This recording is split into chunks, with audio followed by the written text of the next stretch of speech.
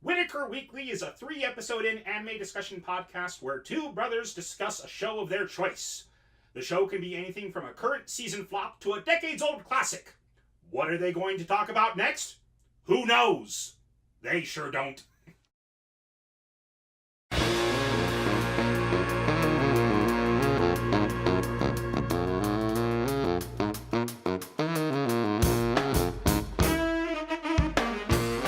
I'm Andrew. I'm Lee. And this is Whittaker Weekly. Let's get right to it. All right. So first, in the news this week, the New York Times has listed an anime in their top 10 shows of the year. This anime is A Place Further Than the Universe, that show you were watching with Jasmine. I'm still watching it. I've still got 3 episodes to go on it. I have not watched any of it. Really want to. I just haven't had the time for a tearjerker, high school girl. It's not that much of a tearjerker. Is it not a tearjerker? I heard that it was. Well, I was under the impression it was a tearjerker. Well, I know that it really, according to Giguk, he was emotionally caught up by it, but it wasn't that much of a tearjerker. It was just kind of a. It resonated with him on a core level, according to his review. Okay. But it's not the kind of tearjerker like it's nowhere near on the level of tearjerker that Violet Evergarden was. Okay. No, it's not that at all. Okay. It's just kind of like a really good, feel good, amazing show. Okay. All right. Well, anyways, it's on their top 10 list. Was listed at number 8. I don't know if it was a top 10 list, but they listed 10 shows and they listed 10 other things. I forget what that other list was, but it's their best TV shows of the year, and we have anime breaking out into the mainstream because of this. So hopefully Crunchyroll will be able to pick up some more members. Anyway, fingers crossed for them. And there's a bit of news that you added as well. There is. All right. No, I was just reading through the list of the article that you linked to us to see if there was anything else that I recognized. There's a couple of shows I recognize. I haven't watched any of them though. Yeah, no. All right, so the bit of news that came across my desk this week was that Funimation and Hulu signed first look streaming deal for new anime. So Funimation and Hulu are looking at a merger of some kind. Well, I think it's more a of a partnership. Mm-hmm. That is the correct word for it. Yes. Mm-hmm. I misspoke. So no, yeah, it's now I haven't been looking at Hulu for a very long time because a while back they decided at first their service was watch our shows for free with ads or pay for a no ad version. That's what Crunchyroll does. That's what a lot of streaming services do. That's what the majority of streaming services do. Then they added commercials in their paid That's the entire reason I will never have a Hulu account. Because they got rid of the free tier, and then their lowest paying tier, which is still $8 a month, which isn't a lot, but it's $8 a month, and then they still bombard you with terrible commercials. Yes. You have to pay more than that to get rid of the commercials. And I refuse to pay for commercials. Either you give me your content for free and I put up with commercials, or I pay for it and have no commercials. Yeah. There is no middle ground for me. No. So, yeah. But, if Funimation is getting back together with Hulu, and if Hulu gets rid of their garbage, I haven't looked into it lately. They might have already, but if they get rid of their garbage streaming... with commercials tier? The commercials tier. I might look into it so that I can finish Psycho-Pass. I might look into it as well, but at the same time, I'd rather just pay for a Funimation account. Sure. At the same time, I may just hold off to see what Sony releases next year, because Sony, one of the reasons that they pulled Crunchyroll away from, or they pulled Funimation away from Crunchyroll, was because they have their own streaming service that they're putting together. Right. But I may just see what their offering is next year. But yeah, anyway, Funimation and Hulu, great for them. They're not getting my money because I hate Hulu. Yeah. Anyway. It just came to me that, everybody's building their own streaming service now. Disney is doing a Disney Plus service. Sony has Crackle. I got Netflix, Hulu, Crunchyroll, Verve, Funimation. Everybody's doing their own streaming service now. I really like Verve because they are a multi-streaming service channel. Yeah. And I'd love to see it if there was some service that actually did combine, say, Well, or you could package services like that. well, and here's the thing The way that cable channels do. a lot of people are saying that streaming services are going the way of cable, and if it keeps going the way it's going, I can see that.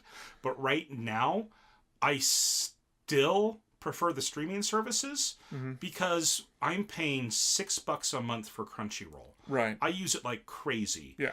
How much is just like I know there are people out there who pay $150 a month for cable, Yeah. and they only watch 3 channels.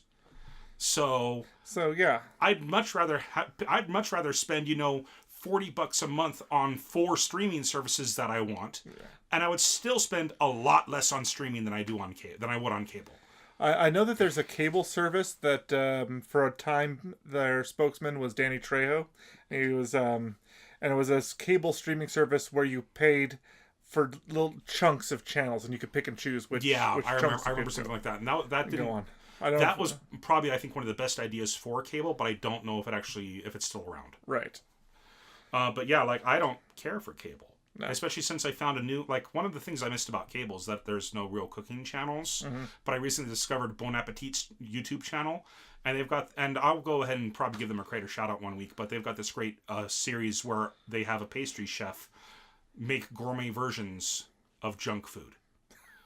Okay. The first one I watched of her was she did a gourmet version of ramen noodles. Ooh. And then she did a gourmet version of Kit Kats, and then a gourmet version of Cheetos, a gourmet version of Skittles. So anyway, I'll go ahead and stop there since I'm probably going to do it for a creator shout out sometime. But I mean, YouTube offers a lot more for me than cable. Okay. Which reminds me, I had a coworker highly recommend for my family to take them out to a pho or a foo. PHO pho? Yeah, PHO. I think it's pronounced pho. There's actually, speaking of which, there's actually a waffle and steakhouse close by that I want to check out sometime. Well, he sold it to me because it's like you get a bowl that's 32 ounces of beef of bone broth with a pound of rice noodles and fresh ingredients. It's good. Put into it, and I'm like, oh, so because my family has gluten allergies. It's a Korean version of ramen, pretty much. Nice. Yeah. So, maybe I'll give them a try. Yeah. Well, there's a pho place not too far from where you live. And I've been there. It's pretty good. They've opened a new one called the Pho King of Orem. I think I've seen that. Yeah. I think I've seen that. But the steakhouse I won't pronounce it the correct way. The steakhouse I want to go to, it's a steak and waffle house called True Religion. And then right next to it, there's an all-you-can-eat Korean barbecue place that I want to go to. Oh. So I think it's all-you-can-eat barbecue and sushi. So... That sounds amazing. I know, right? All right. Anyway, that's me trying to lose weight. Anyway, let's go ahead and get into 3 episodes in. Oh, real fast, Smash Brothers comes out this week. Smash Brothers. That's what I'm going to be doing for the rest of the month. I have been... So, every Smash Brothers game, my main has been Marth. I like the way he plays. I like the way his moves work. You might really enjoy Lucina. I might. Yeah. But but with this new Smash, after watching Castlevania and seeing Trevor Belmont's Whip Fu, I want to give Simon a try. Yeah. That being the Whip Fu that you can do in Smash Brothers is nowhere near as good as the Whip Fu he does in Castlevania. No doubt. I mean, there's so much more there's only so much you can do in a video game, especially with one with limited controls as Smash.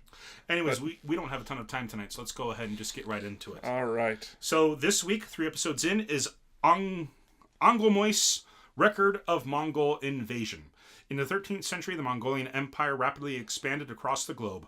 Later historians who studied the prophecies of Nostradamus would say that Mongolia was the birthplace of the great king of terror, Anglomois. At last, the force of the Mongolian Empire would turn their attention toward Japan. 1274, the Bun-A invasion. This story is a fresh look at the great battle that rocked all of medieval Japan, the Mongol invasion. It shows how the people of Tsushima panicked, struggled, and eventually rose up against the overwhelming forces of their enemy. Oh, well. All right. And so we just watched the first 3 episodes of this show less than 2 hours ago. So it is fresh in our mind. It's fresh. It's as fresh in my mind as it can be right now. And the opening shot of this scene is just a battlefield laid to waste. Hundreds of soldiers dead with arrows through them. Blood is strewn about the battlefield. It is desolate, dusty plains, and one lone man stands, and he has an internal monologue. Did I fight my best? Is this what it all comes down to?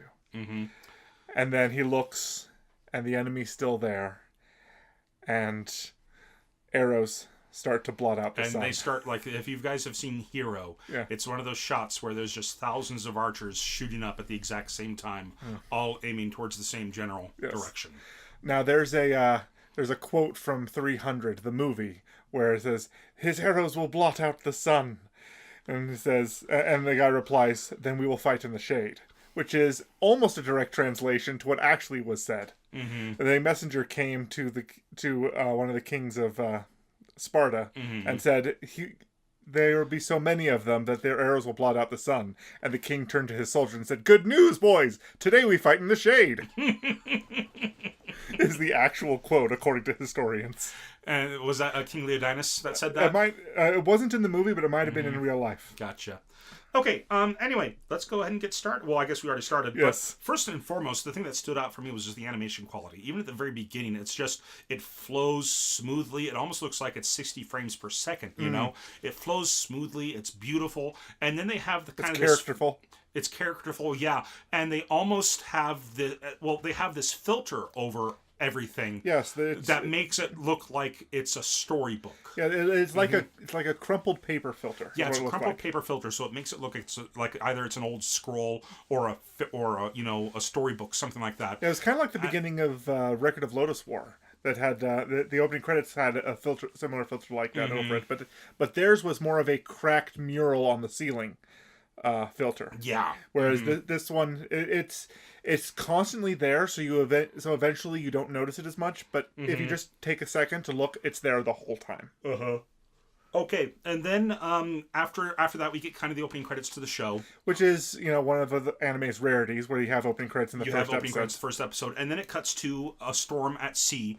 And a bunch of prisoners are on the boat. And there's some prisoners saying, "Please, at least let us out of our handcuffs. We're going to die out here. If we fall overboard, we'll drown like this. Please release us." And the magistrates, or like whatever, the government officials who are on the boat refuse to listen to them. At first. And then eventually they give in, and they start, releasing the prisoners to give them a fighting chance if the sea goes under. Yeah. If the boat goes under. And then the prisoners immediately revolt. Once there's enough of them, they begin to mutiny. But they also mutiny Which is not really a mutiny, because they were never loyal. Yeah, well, they begin to take over the boat. They steal weapons, and they start killing the officers. And so there's a skirmish, and so a lot of people are being thrown overboard. Some people still in handcuffs. Yeah, the prisoners who are free are even turning on the prisoners who are still in handcuffs. Yeah, there appears to be a group of loyalists among the prisoners who were part of a band of some kind. They're a gang, they're like Hayajiro's gang or something like that. So once all those guys are free, then they start attacking.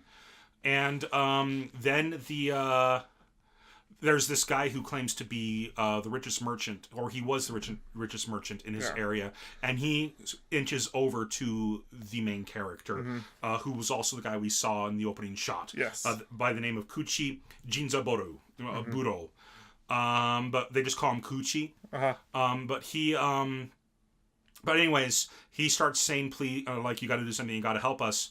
And he's like, "Fine, we'll get me out of this." And so the merchant actually loosens Juchi's bonds, but one of the bandits then picks him up by his top knot. Picks the merchant up by his top knot and is about to kill him. Yeah. But when Juchi goes around, pulls the sword out of the bandit's sheath, and then kills the bandit, and then he proceeds to murder all of these gang members one by one as if they are nothing.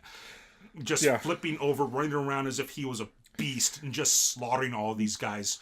And I just wrote that down. That is quite the way to introduce a badass main character. Kind of reminded me of the beginning of Ninja Scroll.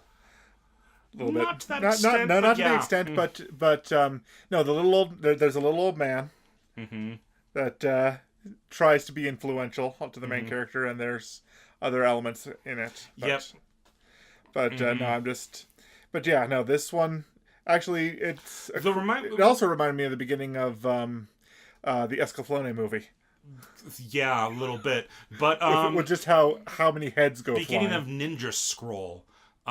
Is that the scene where he's eating the rice ball? He's eating the rice ball, throws it up, kills 4 people, catches the rice ball. Yeah. Well, yeah, he's eating the rice ball, and he stops in front of this bridge as a spear comes up, shoots up, and splits his Splits his straw hat. his straw hat. Yep, I remember that. Yep. Okay, I was. It's been years since I've seen that movie, but okay. And then he kills those 4 people like they're nothing, and then catches the rice ball. Yep. But anyway, yeah, that's a great way. But in this show, that is a great way to establish. Well, there's something in writing called the food chain of badassery. yes. And it a perfect example of the food chain of badassery. I don't think you've ever played Metal Gear Solid 3. No.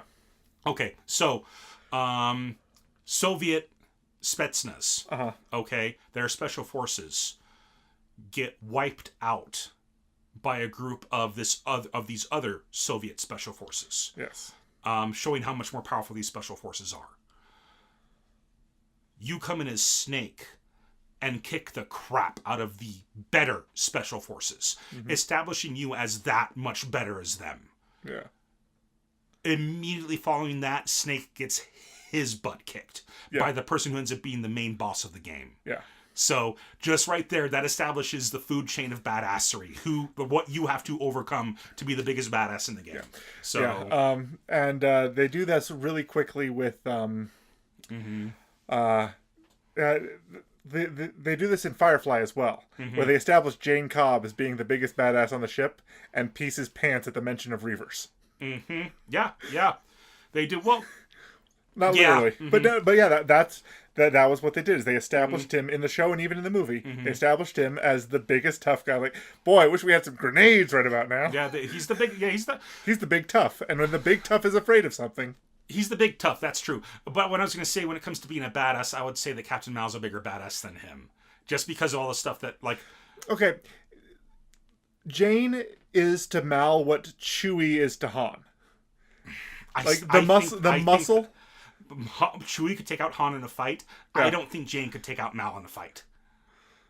Maybe if it was just a square-off fist fight, yes. But if it came to all of their abilities rolled into one fight, Mal would win. Well, one of Jane's disadvantages is he's also the idiot that needs explaining to. So he is our source of exposition. Well, also Mal was still able to stay. Well, okay, real fast. I know we're on a tangent and we don't have a lot of time tonight, but okay. The episode where Mal got tortured. Yeah. He went through all of that, and yet he was still able to stand up and get into a fight with somebody. Okay? Yeah. I think he could take Jane. There's a lot more to Mal that we don't know. But anyway, let's get back to it. Okay? So that's just an awesome way to establish, have these bandits. And in this show itself, we have a situation like that where we have the big tough who's the pirate who we're going to be introduced to here soon. Yes, the big tough who's the pirate. And he's a great character. But he'll lose to a fight to our main character, but he's the big tough, and he would be a very useful tool in the chain of badassery. But he loses a fight to the main character. But anyways, they then get to the island, and after all the bandits are killed, they continue on their way to the island, and they make it to the island, and there's this beautiful woman comes to them and greets them and says, "This is welcome to Tsushima. We have a banquet prepared for you." And all the exiles are super happy about it. They're super excited. They want to go eat. And one doesn't trust her. And the one who doesn't trust her is Junshi. Our main character. Is our main character. And he's just like, so there's something extremely suspicious about all of this. And what's your motivation? Exactly. And all the exiles are eating this huge, delicious meal. And he's sitting over in the corner by himself eating rice. And the merchant comes over to him and says, "Okay, so what's your take on this entire situation?" And he's like, because the merchant's smart enough to read the room and know... You don't become a rich merchant if you don't read signs and read people. And so he goes over to Junshi's like, "Okay, so what's going on here? Seriously, what's the situation?" He's like, "Well, honestly, it's not good." And before he can say anything else other than that, the princess shows up again. This beautiful girl turns out to be the princess, the daughter of the ruler of the island. And her name is, I got it written down here, is Teruhi. It's like... I didn't write down her last name because most people just address her by Princess Teruhi. Yeah. And every once in a while she'll introduce herself with a very long daughter of this of the yeah, I'm the daughter of I'm the daughter of Sekakuni, of the So tribe. Yeah, as I recall, I remember reading or hearing something about. I was watching one of those extra history things, and James was pontificating about how it was hard to read Japanese history because people's names upgraded as they did great things. Yeah, their names got bigger and bigger. And so this is something that's happening in this show, is that her name became such and such of a size. So we're just going to refer to her as the princess. Yeah, she's the princess. But she shows up and she thanks them, and she reveals, and they're like, well, thank you so much for the meal. This is wonderful. And she's like, wonderful. That means you can more easily die for us. And they're like, wait, what? And she says, the Mongols are on our doorstep. They are on an island close by. You were all going to be executed. You all had the death sentence. My father convinced the shogunate to not execute you and have you exiled to our island where you can die for our cause. And one of them stands up and refuses, and he's about to attack her, and all of a sudden he's filled with 5 arrows and he falls over dead. Yeah. And the princess has this kind of glaring look, like, you're mine type thing, like I've tricked all of you. But Kuchi, he's just laughing because he's like, I knew it was something like that. There's no way you would invite a bunch of exiles over here and give us this grand feast if you didn't have something like this in mind. There weren't. They had managed to kill all of the bandits had managed to kill all of the officials on the boat, and so there were only exiles left on the boat. So to still receive a royal welcome, something had to be up. That was his clue. Yeah, and he says that. He says, why on earth, like, there were no officials on the boat? It was just us exiles. Why did you still accept us? Why didn't you just kill us on the spot? Yeah. And he knew something was up. And it's revealed that this guy is actually a former general. He is a former retainer of the Kamakura shogunate. So he was a pretty big guy in the pecking order of things. Yes. And as such, throughout the show, we see that he just has no respect for authority. None whatsoever, and it's wonderful. But anyway, the princess then goes off, and the prisoners are I guess I can just call them the prisoners, but the prisoners are complaining. The exiles. And then we go to her room, and she collapses, and it's revealed the entire thing was an act, that she was terrified the entire time. She's terrified the entire time, and the fact that she watched someone die in front of her, she just can't handle that. Yeah, and she said, I can't handle murder. And she's talking to her maid, her handmaiden, Otaki, and she's saying, I can't handle murder. I don't like seeing it, type thing. No, and Otaki is like, she tells her to helps her bathe, helps her get ready for bed, and she goes to bed. And after she goes to sleep, and there was something kind of cool that I saw, like, they actually had, like, she combed her hair, and rather than letting her hair get a mat of tangles while she was sleeping on it at night, they actually pulled her hair out and put it into a box above the bed. So it was still attached. It was her hair. That's probably something historically accurate, actually. Yeah, well, if it's a Japanese, company making it, I would assume that they were pretty historically accurate about their own history. Yeah. One would hope. I mean, Americans aren't too historically accurate all the time. But it's an interesting especially idea. Especially if it's Mel Gibson. It's an interesting idea. Yes. It is. So, anyway, that's something I'll have to probably include in a book of mine. Just... just the natural care of beauty products in a period piece. But she then gets woken up by Otaki, banging on her door, saying, "Princess, you have to run." And then we hear, the sound effect of a sword going through a body. Yeah. Okay. And then the door bursts down. Door bursts down, and we see Otaki, and Otaki has been stabbed, mortally wounded, and she's crawling over the princess, trying to have her get away, while these assassins or thieves or whatever in masks come up, grab the princess, and then the leader of them does the finishing blow on Otaki and just lets her die, or just kills her. Now, we saw them coming moments before that. Yes. And one of them, the leader of them, is wearing a mask with these glowing red circles where the eyes are, like perfectly round circles. And it reminded me of Jinro.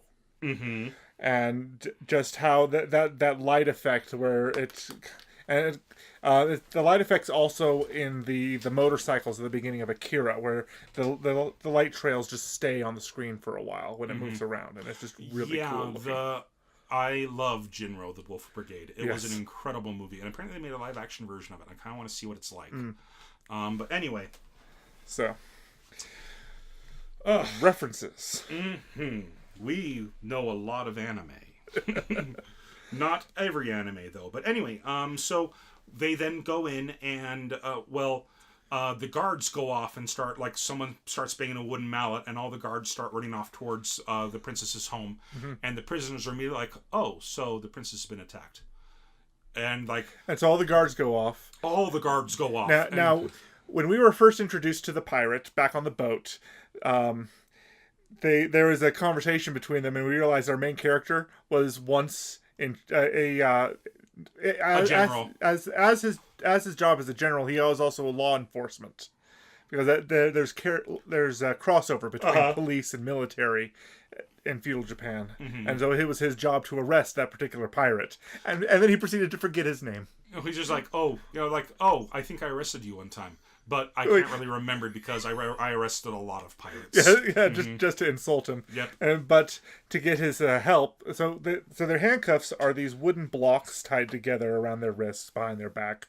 But this guy was so big that he also had to have ropes tied around him as well. And we find out why, because our main character, with a slash of his sword, cuts the ropes off of his chest immaculately, and then he can, with his own strength, break the handcuffs he was in. And so we're introduced to how strong this guy is, and so we're not surprised when he bursts through the I want to say oak, whatever wood it's made of. It's 4-inch diameter poles are made up the bars of this and he hits them twice and they get knocked over, and he just shatters his way through them. Well, and we see Koichi saying, like, these guys are really poorly trained, and see how they're just kind of scattering about. They have no idea what they're doing. They have no experience at all. And he's like, okay, well, let's go ahead and burn these buildings to the ground. And the soldiers are going off trying to find the princess, and we have a Kaitani Gontoro, who's in tears. He's a servant of the princess, and he's crying out for the princess, saying, "Everybody go find her, go find the princess." And then suddenly they see this fire behind them. And they're saying they can't see because the enemy is hiding in the shadows of the mountain. And they turn around and say, "Those darn prisoners! They've burned down the prison. What's going on?" And then suddenly someone says, "What a time to revolt against us! What's a horrible time to revolt!" And then someone says, "Look!" And they turn around and they notice that the fire from the prison has lit up the forest, and they can now see the people who've captured the princess. It was genius, absolute genius. I'm like, oh, and so they surround those people and proceed to get themselves killed. Yes, they surround them, and clearly this infiltration force is very well trained. And that's when, and so they're all there, but they're all huddled close together around the main guy who's got the princess over his shoulder. The guy with the red eyes. Fireman style. And because they're huddled close together, they can't risk shooting them with arrows without risking hitting the princess. And so that puts them in a bit of safety, but now they're surrounded.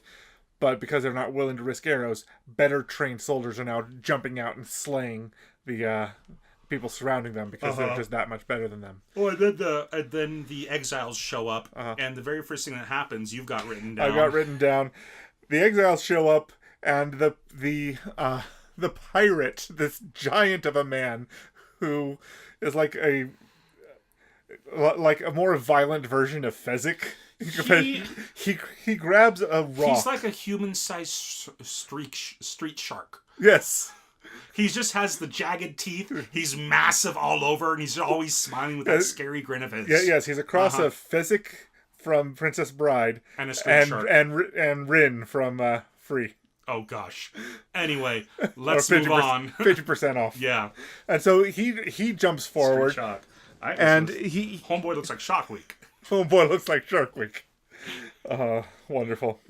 And so he's got a rock the size of a human skull in his hand. So this is, with a good throw, this will kill somebody. And he throws it at the guy holding the princess. He throws it so hard, like he's got. Okay, so anybody who's done any amount of throwing or any physical work like with heavy objects, you know that it's a full body workout, and however hard you push into the ground increases how hard you can throw. His foot breaks the ground. His foot breaks the ground as he's throwing it, and then this ball hits a guy in the chest that probably collapses his ribs and kills him immediately. Yeah. And then that guy lands on the captain, who then drops a princess. And now the princess falls in the bushes. Falls in the bushes, and that's gives our main character the chance to pull out a sword and take out the rest of these guys. And he takes... The pirate throws another rock to help him out. But yeah, he then gets close enough and he just murders them like they're nothing. And everyone's like, oh, he's got this... Oh, that's why he's so good. He's got this legendary style that was created by the Tokugawa clan 100 years ago. Yes. Mm-hmm. And then it turns out that the leader, the one with the mask with the red eyes, knows that same style as well. And the two of them are fighting, and it's a really, really cool, over-the-top anime fight with a bunch of flips and sword clashes and stuff like that. And then once he realizes that they both know the same style, he doesn't take off the entirety of the mask, just enough to reveal his eye color and hair. Blonde with blue eyes. Blonde with blue eyes, which if this is a period piece means he's European. Yeah. Mm-hmm. So Northern European. Yeah. I mean, we haven't come across any schoolgirls with pink hair yet. Yeah, so like I said, this is a period piece, not your not your typical pink anime. Dragons or stuff. Did I say no purple dragons? Did I? Anyway, and now we can't monetize this because Disney's gonna flag it. Anyway, so this guy somehow does an anime flip going out into about 100 feet into the water without touching the water. And I'm just like, I laughed at that because I was like, okay, I'm thoroughly enjoying this show and I don't care. So it's a retelling of a period piece. It's a retelling of a period piece, but there's still very much anime elements to it. It's Pride and Prejudice and zombies. Well, I like the fact that a single katana can continue to cut through people over and over and over again, whereas yes, a katana was sharp, but a katana is also brittle and would break. So a lot of times they would kill a bunch of people and their katana would break, and they would pick up someone else's katana and use that one. Which reminds me of that scene from Last of the Mohicans, where he shoots two guys with his muskets, picks up their muskets, keeps running. Yep, that's how you do it. That entire clan I think they were the Tomahawks or the Crow. I can't remember. I think it was Tomahawks. The Tomahawks, yeah. Yeah, that entire group of Tomahawks just got slaughtered by one old man. Yeah. Wow. Actually, no. The old man ignored the Tomahawks and he just ran. And it was the other two that ran up from behind and like killed a couple Tomahawks with their own muskets, picked up the Tomahawks muskets, and then went off to kill the other two. The next two. Yeah, that scene was amazing. Anyways, we're getting sidetracked again. So that's kind of the end of the first episode. It is the end of the first episode. I think the episode ends with the princess the princess is mourning over the people who died for her. Yes. Who she's known her entire life. So it's very, very hard for her to see them die. And she just says, "I just can't handle war." I was like, "War?" Says our main character. And then you haven't seen war yet. He's like, "This was a skirmish." Yeah, he's like, "War? You haven't seen war. If you want to see war, if war is coming, and you better have the stomach for it. Yeah. Because if you can't handle this simple skirmish, you won't survive what's coming." And she then invites him to her father's. And she then kind of steals her face over and invites him to her father's planning meeting. Yes. And that's the end of the first episode. Next episode starts with the father's planning meeting, and the father is telling the story about how he killed an enemy general with a single arrow shot, and because of that, the shogunate at the time rewarded him greatly for it. And he's sharing this great story, and everyone's cheering for him and stuff. And then it cuts back to Kuchi, and he's just like, "This is a planning meeting. This is more like a village festival, harvest festival planning meeting, or like strategy meeting versus a harvest festival planning meeting." And then finally they get down to the actual strategy.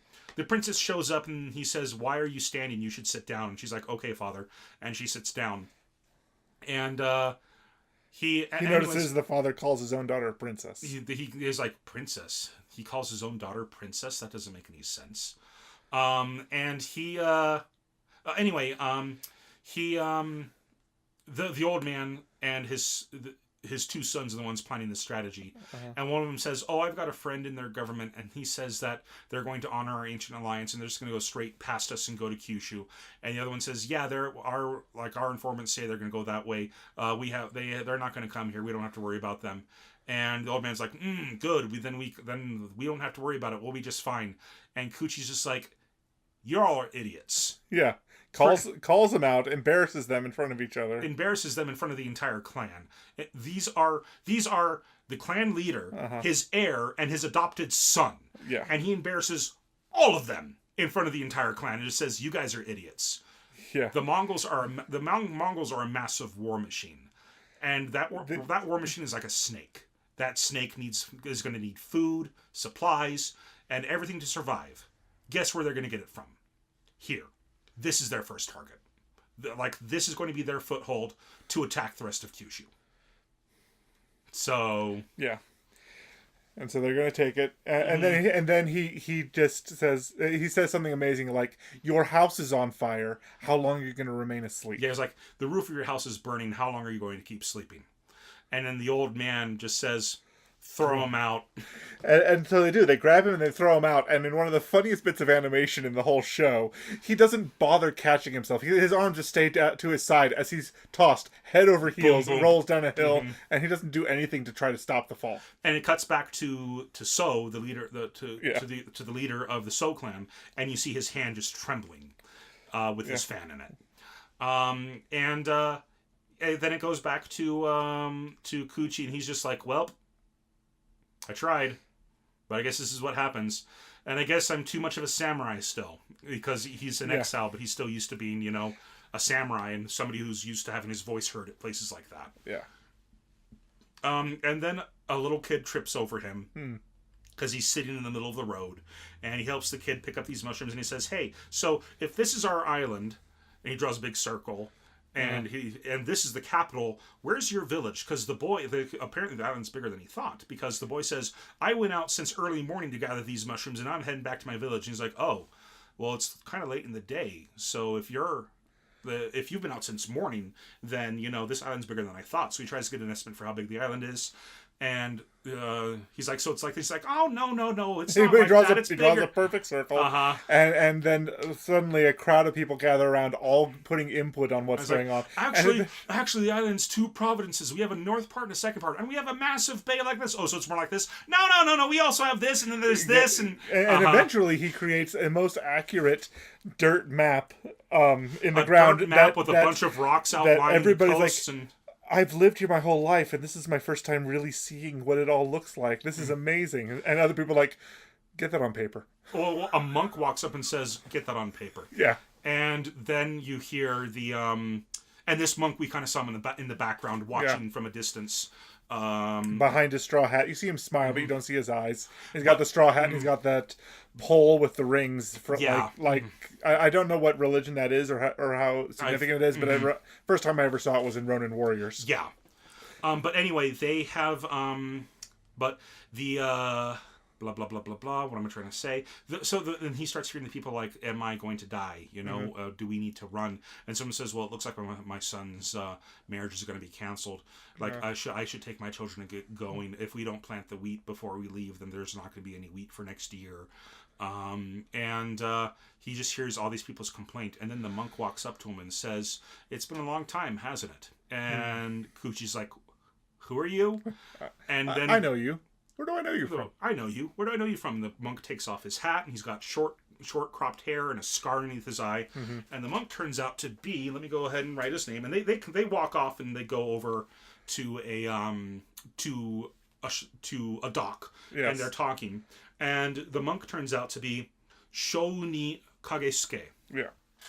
And Shouni, he is a high general in the shogunate's army. And he's like, "And what did you come down here for?" "Well, I learned about the Mongols, and I wanted to see and learn about them for myself. But here's what I want you to do." And he's talking to him because he knows him from how good of a general and warrior he was. Yeah. And he says, "Look, I'm entrusting this island to you. Okay, I can be back here in 7 days with an army of 3,000 people, of 3,000 soldiers. I'm leaving. It's going to take me a day to get there. It'll take me 5 days to gather the men, and then it'll take me a day to come back. So it's going to be 7 days. So I'll be back in 7 days. Hold them off until then." But then Kuchi's just like, "No." gather them in 4 days because it's going to take you a day to get back here, and then another day to get to the fight. It's going to take you a day to get there, 4 days to gather everybody, and then ships loaded will take 2 days sail to get back here. Mm-hmm. So you have 4 days. I need you here in 7. You have 4 days to gather the men. I need you here in 7. Yeah. And the monk says, here, this was a gift given to me. This is a sword from the man who created the fighting style that you. Uh-huh. It's a dagger. It's like this is a gift. This is from the man who invented the fighting style that you use. It's much better in your hands than in mine. Yeah. And he takes fine. He takes it, puts it in his belt, and then suddenly a blade appears next to Kuchi's neck. And I love this exchange because it's the princess watching this monk getting ready to sail away, and Kuchi's here, looking like he's going to, abandon them as well. And he's like, "Are you planning on leaving?" And Kuchi, seeing the blade next to his neck, goes, "Yep." He's like, "Yeah, I'm totally leaving with these monks." And the monk's just like, "No, he was just." The princess can't believe his answer, and she's just like, "What?" and the monk says, "No, he was just seeing us off." And then the monks go off on their boat. It's like he wasn't coming with us; he was just seeing us off. And it's then revealed that we then learned that after the planning meeting and everything, they have decided that they're going to march on the enemy, and they're going to march through the mountains during the night. Yes. So she tells them that you need to go with them, and so he goes with them, and they march through the night, and saying that we're going to go ahead, like, these are our ancient allies, there's not going to be a war, it's going to be just fine. And they go and they see, and they march through the night, and then they see, they get to the bay where the Mongols have landed, Solsu Bay or something like that. Yes. I know I'm getting the name wrong, I didn't write it down. But they see that, they see 900 ships in the bay. Yeah. And the Mongols have already landed, and then they realize that, the Mongols are invading. This is not, this is not good for us. And then Kuchi, being Kuchi, says, "Here, this is what you need to do to beat them." And he's, but they again ignore him because he's in exile. And So says to him, "Look, you pissed me off so much yesterday that I was quaking. Insulting me in front of my clan, insulting my sons in front of my clan. If it wasn't for the fact that my daughter vouched for you, I would have killed you myself." But here, talking to you yesterday reminded me how much I love the thrill of battle. So I'll tell you what, you can fight with us, but you'll be in the rear, and I'll give you that set of armor as a reward. And he's pointing to a box, and then he said inside of that box is the armor worn by the man who founded the clan, pretty much. Or it was a gift from the shogunate at the time. And then they go off to fight, and they're actually doing fairly well. They're fighting is there anything that I missed? No. Yeah, they go off and they're fighting against the Mongols, and they push the Mongols back, but the Mongols are leading them back to the shore. Yeah, so they're fighting in a valley with a river in the middle and mountains on both sides, and so it's a bottleneck. And so fighting in a bottleneck, footmen against men on horseback, the footmen don't have a chance. Yeah. But the footmen retreat past the bottleneck to the shore where the ships are in range with bombs. Bombs and catapults. Which they'd never seen before. No. But yeah, so they push them back, and the entire time, Kuchi is watching from a tree, and he's like, okay, and he sees them shooting en masse, and he says, okay, so that's a real good strategy, but he's able to pick apart who they are and what they're doing because of that. He's like, if they're fighting that way, that means that they're from different countries, so they don't know or trust each other yet. They're not very well trained because that style of archery, while effective, doesn't require much training. Right. So we don't have they don't have immaculate archers who can hit a target, but if they have 100 soldiers with bows and arrows, all shooting in a general direction, in the direction they're pointed. Extremely effective. It's a net. It's a net of arrows, and so any one archer, statistically, 99% of those arrows are probably going to miss. But only one of them needs to hit. Anyway, they go after the samurai overextend themselves. They get to the land. They get to the land real fast. They get to the ocean and they see that there's a pile of their dead people, just of villagers piled up on the ground, and they get frustrated.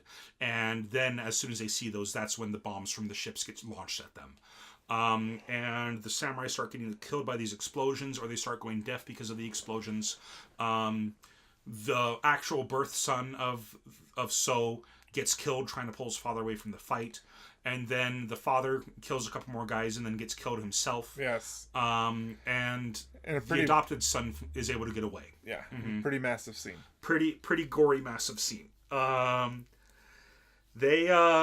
Anyway, after that, they start fleeing, and then Chuni, in the red samurai armor, pretty much calls them out for being cowards. He says, look, if you want to strike back, your time is right now, because they are coming at you. And they've overextended themselves because they're of how back in the excited ball. they are. They're back in the ball. He doesn't say it specifically, but they're back in the bottleneck, and they're overextended, and now is the time to strike back for a victory.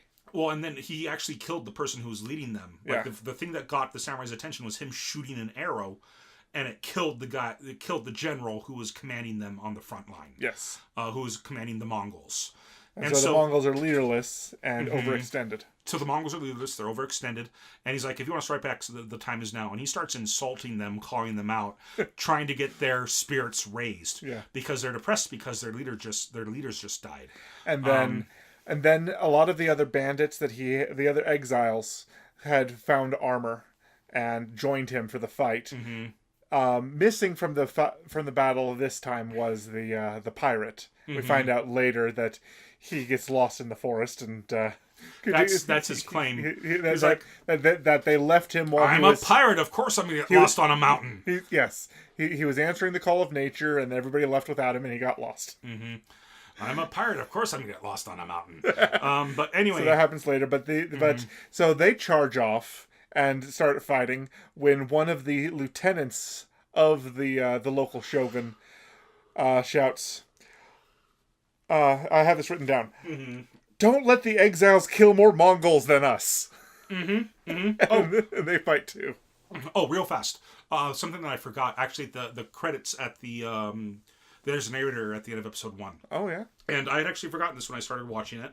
But I really like the fact that they pulled from the prophecies of Nostradamus to get the name of the show, where they said that the prophecies of Nostradamus, people who interpret those prophecies anyways, would say that the leader of the Mongols was in fact the king that would destroy the world, Anglomois.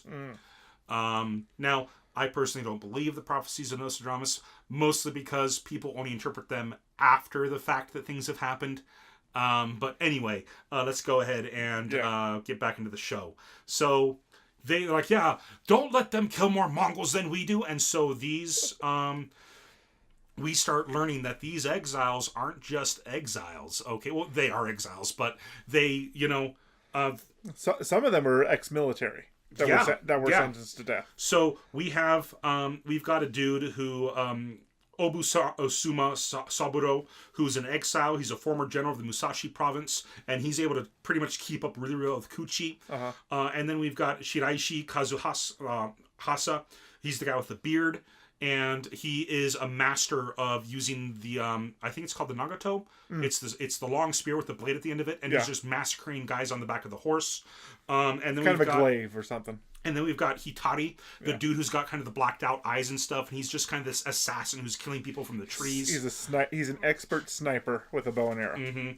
And they're just butchering all of these Mongols, and they're like, okay, we've pushed them back, and Kuchi's like, no, we're gonna keep fighting them. Well, actually, it's the other general. It's Saburo, who's like, okay, they're going to be forming an ambush of us now, so we should pull back and reform.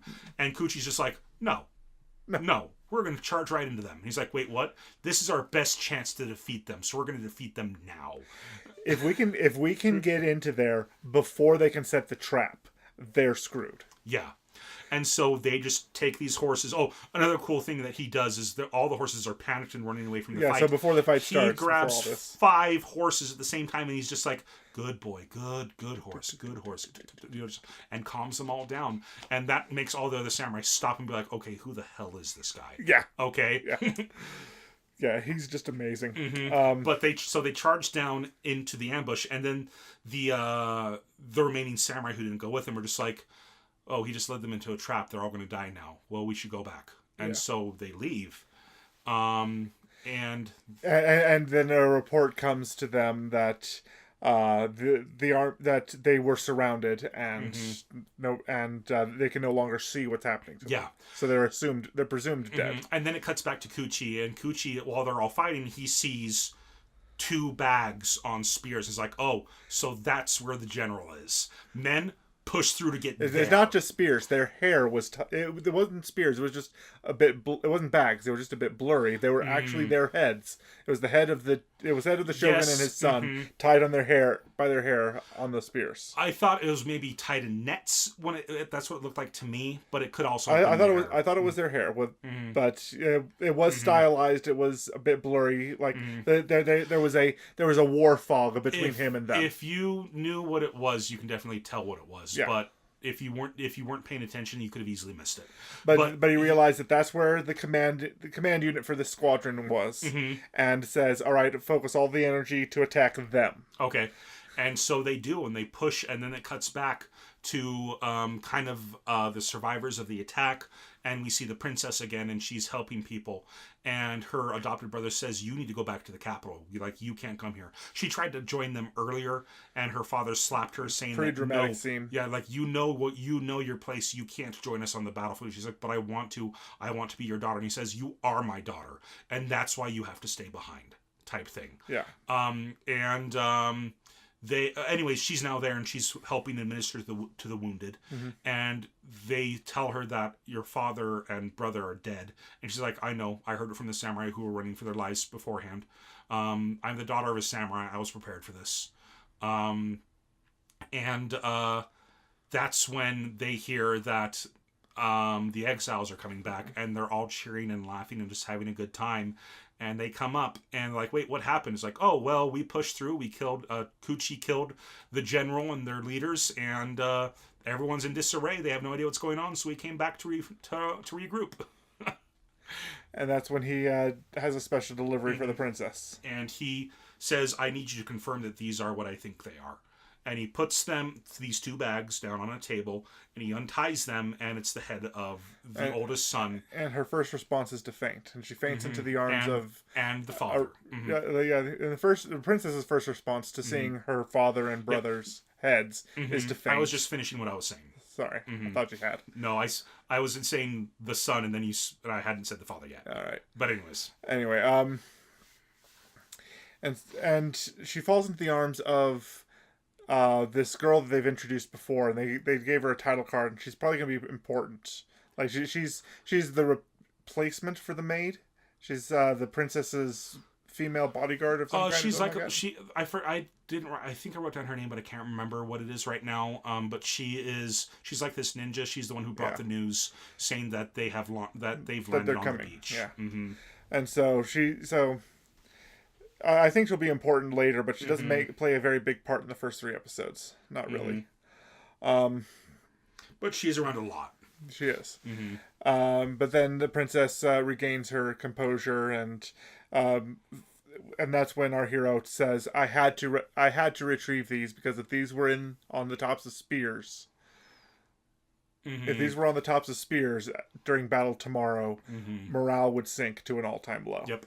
And then they and she goes and she cries, like she grabs the princess then gets back up, and then she grabs the heads, like she goes over and just lies down between the 2 heads, puts her arms around them, both heads, and then just cries and lets out a wail of grief. And I think that's how episode 2 ends. I think episode 2 ends with I think we saw the Mongol Special Forces in episode 2, or was it episode 3 that we see the Mongol Special Forces? There's a group of Mongols watching the fight from a distance, but they don't do anything because they don't have orders to do anything. guy No, with white hair and the yeah, white mask. we see them. I don't remember when we see them, but it's in episode 2 or 3. They're watching the valley though, and 2 and 3 take place in the valley. Are you sure they were Mongol special forces and not Chinese special forces? Why would they not be Mongol special forces? Well, because they talked about the land of the rising sun. Japan's the land of the rising sun. You're right. I don't know. Anyway, but is Mongolia ruled by an emperor at this point? Because they talk about an emperor, and that they only take orders from the emperor. Maybe, I don't know. I know China has an emperor. I know Japan has an emperor. I don't know if Mongolia is ruled uses that same term. I don't know. So anyway, we got to go ahead and get through episode 3. Yes. Episode 3. How does it start? Do you remember? Episode 3. I know how it ends, but I think it starts with they had found a whole bunch of people and were holed up in a silver mine. That's right. They're having a funeral, and the samurai complaining that the exiles are like not at the funeral, and there's some innocent people in a silver mine. And then Kuchi's just like, this is a good place for us to hang out tonight, but you have to go before the morning because the Mongols are going to come and kill everybody. Yeah. But it's good for now because it's a silver mine that the opening of the cave faces away from the sea, so they can't see the fire. They can't see the fire and they can't see the smoke. Right. So that's when the adopted son, who's now the heir apparent pretty much, he tells them that we are leaving. We're going back to the capital. There's nothing more for us here. And Kuchi's just like, no, not going to go with you. And I thought it was the princess that insisted on a retreat to regroup at the capital. Or did that happen? Moments later? I don't think it's the princess. The princess came with rice, with a shipment. The princess came with rice, and that's right. The princess shows up and says, "Here's rice.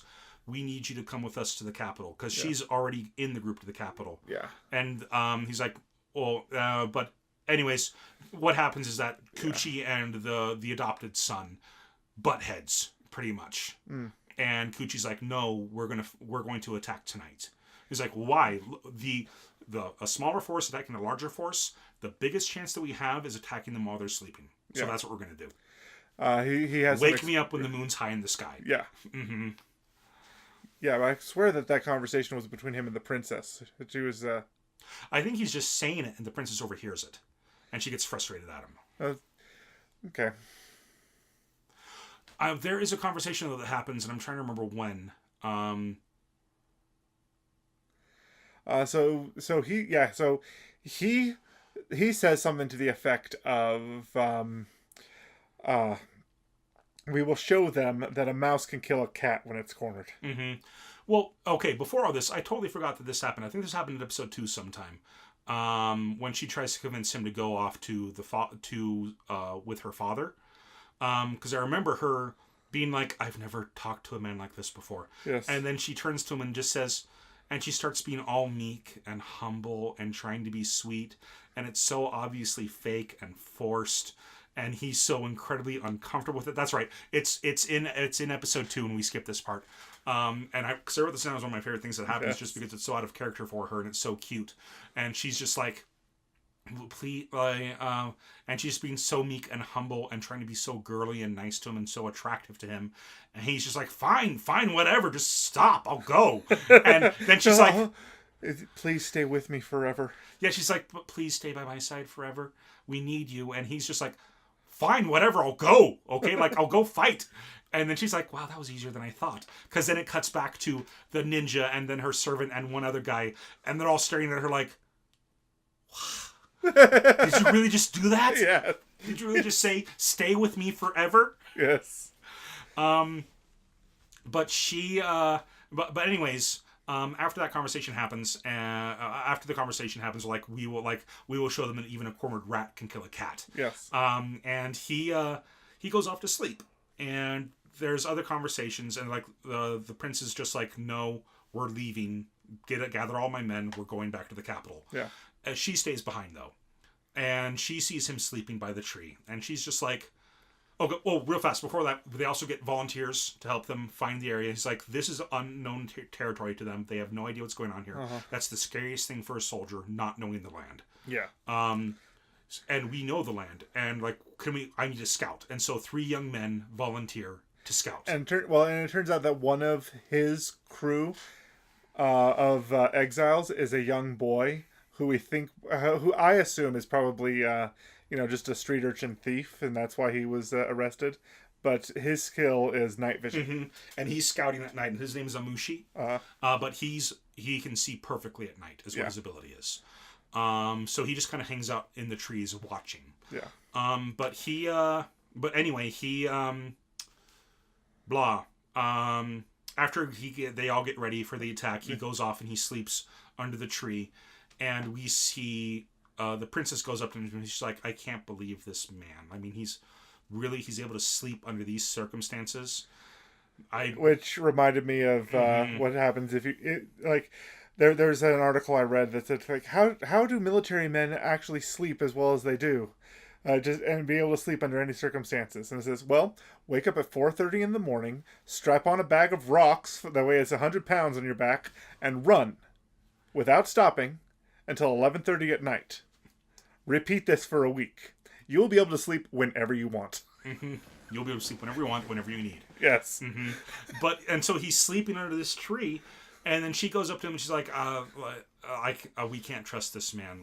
I can't trust this man. Should I kill him now? Maybe I should just kill him now. And she pulls out she's about to pull out her knife, and she's having this inner monologue with herself. And this inner monologue is completely clashing with her actual actions, because while she's saying this, the camera has panned back, and now she's on her hands and knees, inches from his face. Yes. And she leans in, and the camera cuts out right before she kisses him on the cheek or something. Or we don't see what she does, but we know that there is something that happened, because the next moment she's sitting. The next moment, the moon has moved higher into the sky. She is sitting back turned to him, about 10 feet away, and she won't turn to face him. And he wakes up and he's just like, "Oh, is it already that time of night?" And she's like, "Yes, yes, it is." Pretty much. And she's got blush on her cheeks, or she's blushing. Yeah, and she won't turn around to see him. We also learned a little bit of his background and some of the background of the other soldiers. Like, I have 2 wives and 4 kids back home in Kyushu. And he says, well, how many wives did you have? They ask Kuchi. And he says, well, I had 4 wives. But just because my relatives always marry me off for the good of the family and things like that. But I got sick of it all, and I ended up only with 1 wife and 1 kid. And they're both gone. And I went off to fight for a month, and came back, and they had both died of the plague. They were buried. And it's weird, like, to me. It's different slitting a man's throat in a war. They just don't feel gone to me. They don't feel gone to me. And she overhears that entire conversation, which is a conversation that happens near the beginning of the episode. So that's before the kiss.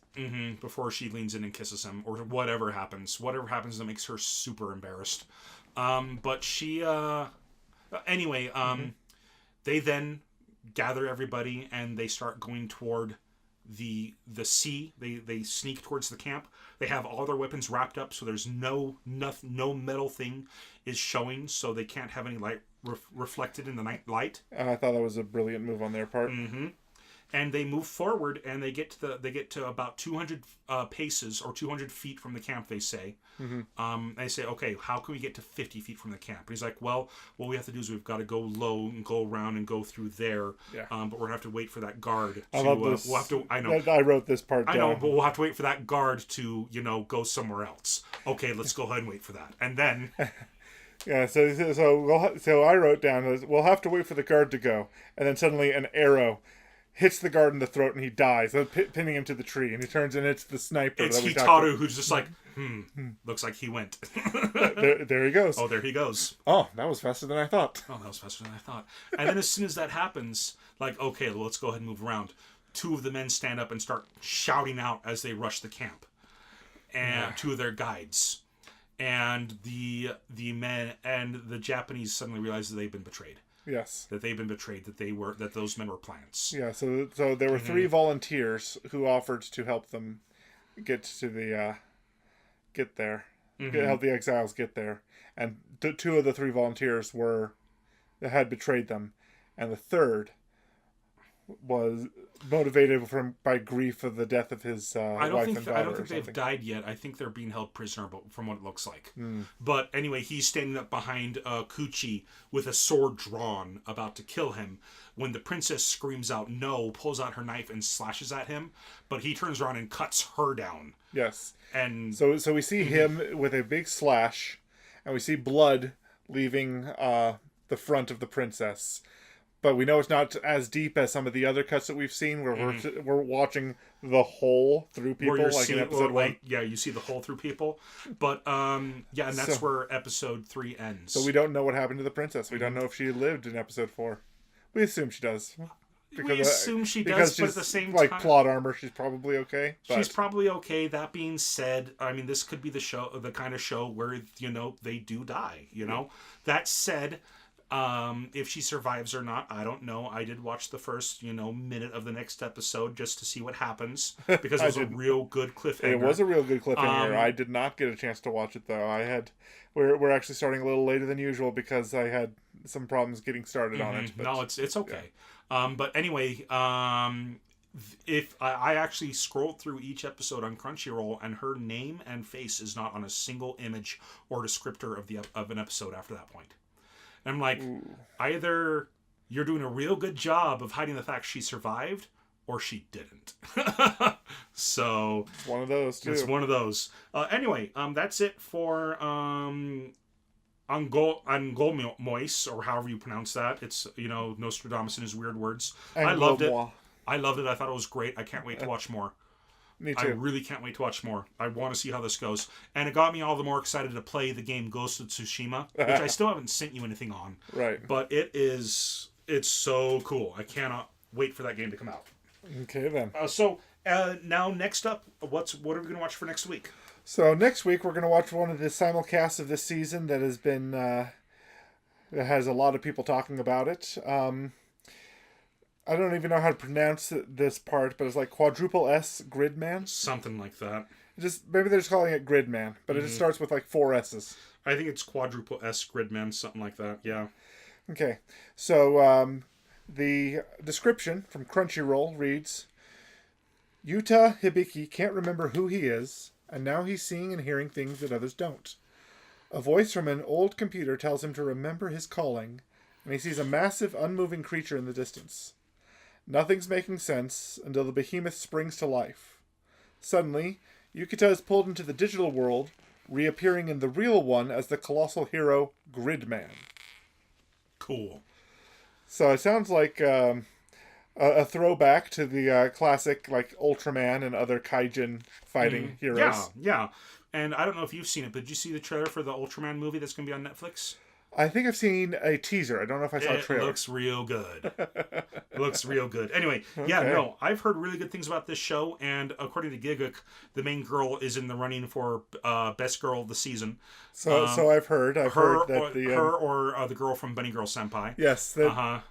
We just have a lot of best girls this year. Me and Doug both responded to his tweet saying, well, honestly, they're fighting for second. And I showed him a picture, and I sent him a picture of Misaka Mikoto from Index. Well, obviously they're fighting for third, the legendary Yamada Tai. A lot of people are like, no, and they would show pictures of Yamada Tai, because Yamada Tai is best girl. Then it's like, okay. I see you too are a man of culture. Okay, so next week we're going to do Quad S Gridman, or however that's pronounced. We'll figure it out. Yes. And that's it for 3 episodes in. Let's move on to recommendation of the week. It's my turn this week. Sorry for rushing. We actually have kind of a time limit tonight. But for recommendation of the week, it's my turn, and I'm going to go ahead and recommend today's menu for the Emiya family. It's a delightful little anime, 10, 15-minute episodes. They've only released 1 episode a month, and the last episode is going to be released on New Year's. Okay. It's going to be a 13-episode series. Well, I've heard the last episode's going to be released on New Year's. I could be wrong. It could be done. I've heard kind of both. But anyway, it's released pretty much the first Tuesday of each month. And it is a best case scenario for the world where all the characters from Fate Stay Night are living in harmony with each other and just enjoying their lives, including the heroes who have been summoned to fight to the death for the Holy Grail. But in this world, they're just enjoying living life. Saber lives with Shiro in his house. We see Archer in one episode. This is from the series you haven't seen. Yeah, no. The only Fate series I've seen is Fate Zero, and that's the prequel to the Fate Stay Night. Okay. And Fate Stay Night there's actually 3 versions of it. There is Fate Stay Night, which is the one there's 3 heroines, and it's based off of a light novels game. Where you can end up with all 3 girls, right? And so one series is the ending with one girl, another series is the ending with another girl, and then they've got some movies that are the ending with the 3rd girl. So, but anyway, everyone's just living a happy, normal life, cooking food, and each episode it's usually Shiro. Shiro cooks a meal, right? And it's kind of. He's known for his cooking skills. And so they just kind of went all the way with that for this. And there's lots of cute shots of Saber enjoying his cooking and her being adorable. And it's just a really fun, lighthearted series. And it does the body good. It does the soul good just watching it. I highly recommend it. It's delightful. Okay. I've only avoided it because I wanted to watch more of the Fate series before getting I kind of want to have watched Attack on Titan before watching Attack on Titan Junior High. Oh geez, yeah. Because then the references are better. Yeah, and go ahead and watch Fate Stay Night. It's really good. I enjoyed it. Okay. It's got one of the best tsunderes in all of anime. In it. Well, actually, there's 2 tsunderes. There is Toshika. You see her all the time. She's in the red sweater and long black hair, but she's got 2 bows in her hair. Right. And then Saber. They're both tsundere. Mm-hmm. Toshika is a modern tsundere, where a modern tsundere is somebody who starts off cold and continues to be cold, even though she shows flashes of emotions. She always goes back to being the baka, type of personality.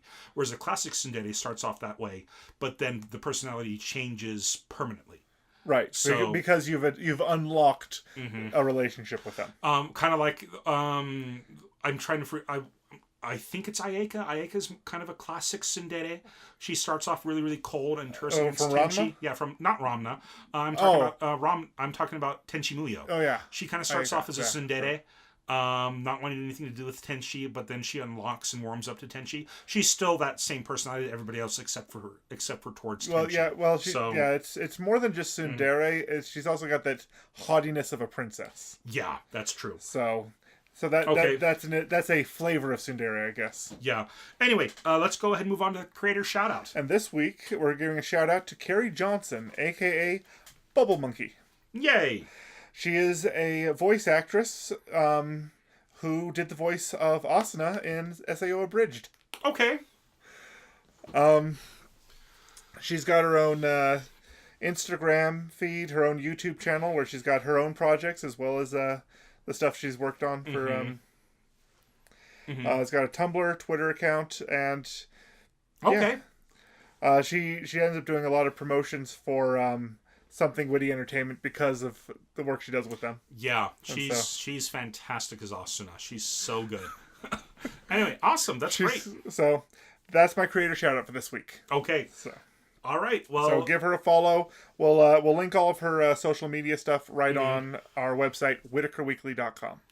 Okay. Well, thanks so much for listening in this week. If you listened on YouTube, please feel free to like this episode and subscribe to our channel. If you like what we do and want to support us, please spread the word of our podcast or even support us on Patreon. Where can they find us on social media? Our site, whittakerweekly.com, currently has links to our Facebook page, Twitter account, Patreon page, and YouTube channel. We encourage all our listeners to follow us on the social media platform of their preference, and if there's one we're not on yet, please reach out to us on one of the ones we've mentioned, and we'll broaden our scope to include you. All right. Well, I want to go ahead and give a shout out to Ben Coombs for providing the artwork for our podcast. Yeah. And special thanks to Brazmataz for their musical number Dreikolk that we use for our opening and closers. Okay. Well, that's it for this week. I've been Andrew. I've been Lee. And this has been Whittaker Weekly. You guys have a great week.